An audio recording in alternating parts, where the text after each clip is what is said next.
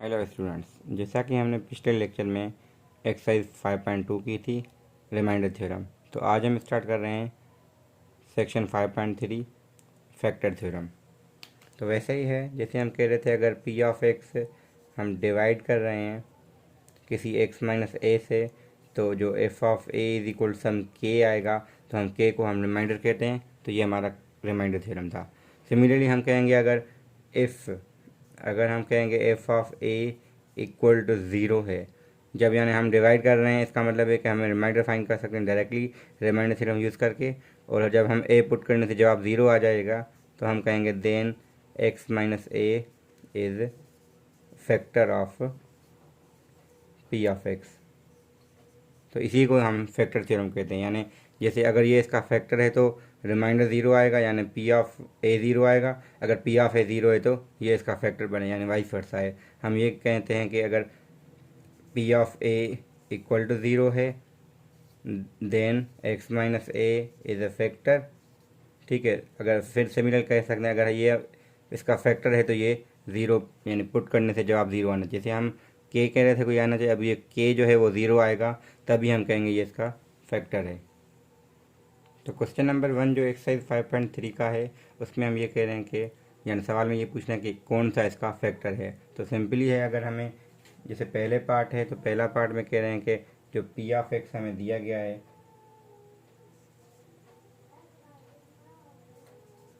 जो गिवन है, इसमें हम कह रहे हैं कि x minus one is factor. तो चेक करने का ये तरीका है, हम एफ ऑफ वन देखेंगे यानी पी ऑफ वन देखेंगे। अगर ये वो ज़ीरो आ रहा है तो फैक्टर होगा, वरना नहीं होगा। तो ये ऐसे हम चेक कर सकते हैं। तो क्वेश्चन नंबर 2 में हमें ये बताना है कि ये शो करना है कि ये इसका एक्स प्लस वन इसका फैक्टर है, ये नहीं है। तो इसका मतलब यही है कि अगर हम पी ऑफ माइनस वन रखेंगे वो ज़ीरो आना चाहिए, और जो पी ऑफ टू रखेंगे वो ज़ीरो नहीं आना चाहिए, यानी ज़ीरो के अलावा कुछ भी हो। तो ये शो करने का होता है। तो हम वही फैक्टर थ्योरम यूज़ कर रहे हैं कि अगर क्योंकि फैक्टर शो करना है तो माइनस वन पे ज़ीरो आना चाहिए, क्योंकि हम कहते हैं एक्स माइनस ए फैक्टर था। जब एक्स प्लस ए फैक्टर होगा तो हम पी ऑफ माइनस ए रखते हैं। तो इस वजह से एक चीज़ पी ऑफ माइनस वन रखनी है, और पी ऑफ में पी यू की यूज़ कर रहा हूँ क्योंकि हम पॉलिनोमियल की बात करते हैं, तो हम मोस्टली पी ऑफ एक्स लेते हैं। आप एफ ऑफ एक्स भी ले सकते हैं। अब क्वेश्चन नंबर 4 में ये है कि ये जो पॉलिनोमियल है इसका एक फैक्टर है, हमें ए की वैल्यूज़ बताइए, यानी ये फैक्टर बनेगा, ए की वैल्यू क्या होगी। सिंपली हमें पुट करना है X equal to minus two. पहले आप लिख सकते हैं X plus two equal to zero, X equal to minus two. जब हम माइनस टू पुट करेंगे तो क्या होगा, थ्री माइनस टू का square minus four A minus two minus four A square equal to zero. क्यों करेंगे, क्योंकि हमें पता है ये इसका फैक्टर था। तो आगे हम ए के लिए वैल्यू सॉल्व करेंगे तो क्वाड्रेटिक इक्वेशन बनेगी। क्वाड्रेटिक को हम इजीली सॉल्व कर सकते हैं यूजिंग फैक्टर मेथड और द क्वाड्रेटिक फार्मूला। तो ऐसे हम इसको अटेम्प्ट कर सकते हैं। क्वेश्चन नंबर 5 में अलग से नहीं कर रहा, क्योंकि वो क्वेश्चन नंबर 4 की तरह ही है, क्योंकि वही कॉन्सेप्ट यूज़ है कि ये इसका फैक्टर है और आप इसकी वैल्यू बताएं। अब हम सारे क्वेश्चन नहीं कर सकते हैं, इस वजह से मैं अब आइडिया दे रहा हूँ कि क्वेश्चन नंबर जैसे 6 में भी ऐसे ही कि ये इसका फैक्टर है तो ये वैल्यू बताएं। जो फैक्टर का वही फैक्टर से हम यूज़ करेंगे तो हम अननोन की वैल्यू फाइंड कर लेंगे।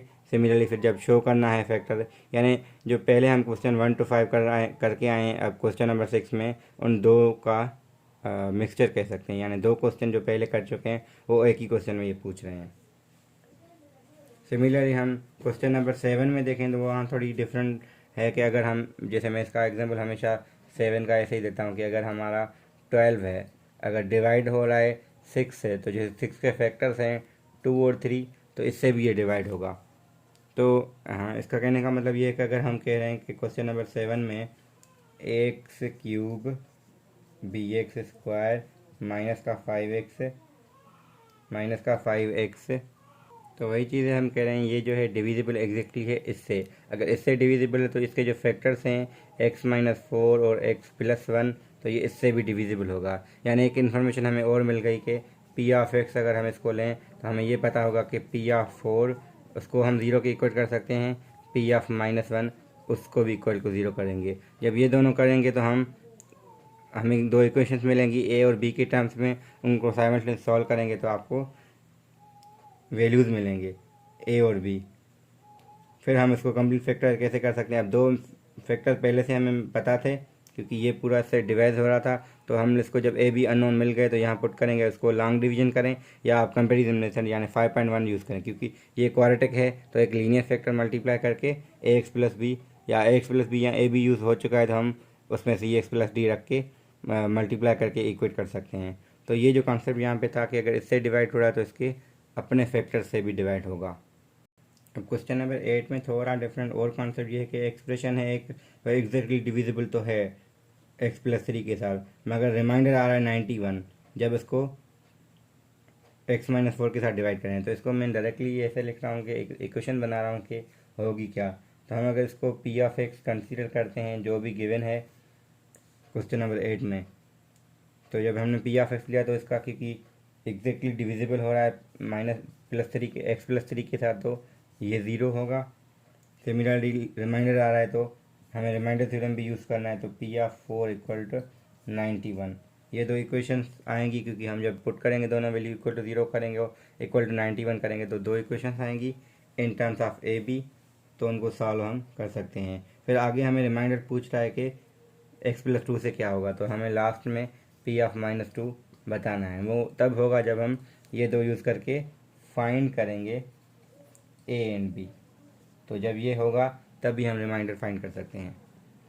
अब क्वेश्चन नंबर 9 में वही 7 का कॉन्सेप्ट कि अगर एग्जैक्टली डिविजिबल है किसी बड़े फैक्टर से तो उसके अपने फैक्टर्स के साथ भी होगा। तो दोबारा आप क्वेश्चन नंबर 7 अगर आपको 9 नहीं आ रहा तो यानी आपने सही 7 नहीं समझा, अगर 7 को सही समझ लिया है तो 9 आपसे हो जाएगा। तो इस वजह से हम 9 नहीं कर रहे हैं। क्वेश्चन नंबर 10 को अगर हम देखें, क्वेश्चन नंबर 10 में भी यही है कि अगर हम कह रहे हैं कि ये इसका फैक्टर है तो फैक्टर है तो वो वैल्यू पुट करने से जवाब 0 आएगा। अब पुट करके बराबर 0 करेंगे तो क्योंकि क्वेश्चन नंबर 10 में मेन ये है कि हम डिवाइड कर रहे हैं x माइनस ए के साथ, पुट तो हमने a कर लिया मगर वहाँ पे b भी था, और हमें ये भी कह रहे हैं कि जो हमारा आंसर आएगा वो इन टर्म्स ऑफ b एक्सप्रेस करें, यानी कि अब a पुट कर लेंगे सारा इक्वल टू 0 करेंगे तो express b in terms of a, यानी b को आप सिंपली सॉल्व करेंगी या करेंगे ए के लिए। तो इन टर्म्स का भी आपको पता है पहले से क्योंकि आपने बहुत सारे ऐसे क्वेश्चन किए हुए हैं जिसको हम इन टर्म्स ऑफ कोई वेरिएबल रखते हैं। क्वेश्चन नंबर 11 हमें ये शो करना है कि ये जो है इसका फैक्टर है, तो ये अगर ये फैक्टर है तो इसके अपने जो फैक्टर्स होंगे वो भी इसके फैक्टर्स होंगे क्योंकि ये पूरे का पूरा इसका फैक्टर बन रहा है। तो सिमिलरली इसके जो फैक्टर्स हैं वो लिख सकते हैं हम x+3 और x-1। मैं डायरेक्टली लिख रहा हूँ यहाँ से देखें, मगर आप मिडिल टर्म ब्रेक करके कर सकती हैं या कर सकते हैं। तो इस वजह से हम जब इसके फैक्टर्स हैं यानी -3 पुट करें वो उससे भी जवाब 0 आना चाहिए, इससे भी, यानी ये नहीं कि सिर्फ एक से आए, दोनों से आएगा तभी ये पूरे का पूरा इसका फैक्टर शो होगा। तो क्वेश्चन नंबर 11 को हमें ऐसे अटेम्प्ट करना है। 12 में क्या है, 12 में सिंपल है कि इन्होंने लिखा है कि इसका सेम रिमाइंडर यानी कॉमन रिमाइंडर आ रहा है, तो हम इसको शॉर्टकट में ऐसे लिख सकते हैं कि जो यानी पी ऑफ -2 जो आएगा वो आपका दोनों में यानी पी ऑफ -2 और क्यू ऑफ -2 इनको इक्वल करके इजीली आप सॉल्व करें, फिर आपको वही आंसर मिलेगा जो ये चाह रहे हैं। ये कह रहे हैं कि find A in terms of A and B. इसमें और एक चीज़ थी कि ये दोनों भले बराबर ना ही हों, ये भी 0 के बराबर ये भी 0, क्योंकि इनका कॉमन फैक्टर है, तो फैक्टर कॉमन है तो दोनों में वो रिमाइंडर इसका 0 आना चाहिए। तो ये चीज़ हम यूज़ करेंगे। ऐसे क्वेश्चन में और कुछ भी नहीं है, यही करना है कि फाइंड करना है पी, जबकि हमें एफ ऑफ एक्स का ये फैक्टर बनेगा और ये फैक्टर बनेगा, यानी दो अलग अलग क्वेश्चंस के लें इसको। तो आप ऐसे करें कि एफ ऑफ 1 रखें, उसको इक्वल टू 0 रखें और पी के लिए सॉल्व करें, वो ए पार्ट के लिए। सिमिलरली बी पार्ट के लिए भी ऐसा ही है कि एफ ऑफ -2 रखें इक्वल टू 0 करें, फिर आप पी के लिए सॉल्व करें। तो ये इसके लिए अलग वैल्यू पी आएगी, इसके लिए अलग आएगी, तो उन्होंने क्योंकि ऐसे लिखा है। फिर हमने एफ ऑफ एक्स क्यों लिया क्योंकि पी यहाँ पे यूज़ हो रहा है, अगर हम पी ऑफ एक्स लेंगे तो कन्फ्यूजन हो सकती थी। अब 14 में नहीं करा क्योंकि इसमें वही चीज़ें हैं कि जो हम पहले कर चुके हैं, ये शो करना है, वो चीज़ फाइंड करनी है, तो वो आप इजीली कर सकते हैं, कर सकती हैं या कर सकते हैं। तो हम यहाँ पे क्या कह रहे हैं कि ये जो है ये जो पॉलिनोमियल्स दोनों हैं इनका एक कॉमन फैक्टर है ये, और हमें ड्राइव करनी है एक इक्वेशन, कौन सी, वो है कि 9p² + 16q इक्वल टू 0। तो ये कैसे आएगी, अब हम देख सकते हैं कि अगर ये इन दोनों का कॉमन फैक्टर है तो यहाँ पुट करें 2a² 3pa - 2q इक्वल करेंगे 0, क्योंकि ये इसका फैक्टर था।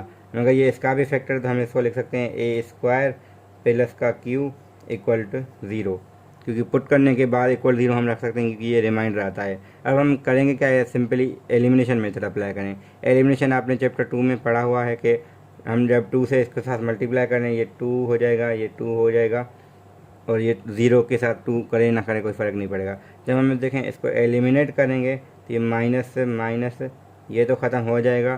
तो ये 3pa है, तो इसे को रखें 3pa। अब ये है -2q -2q, तो -4q इक्वल टू 0। तो यहाँ से हमें a की वैल्यू मिलेगी 4q डिवाइडेड बाय 3p। अब ये जो सिंपली आई है ये आप इसमें पुट करें।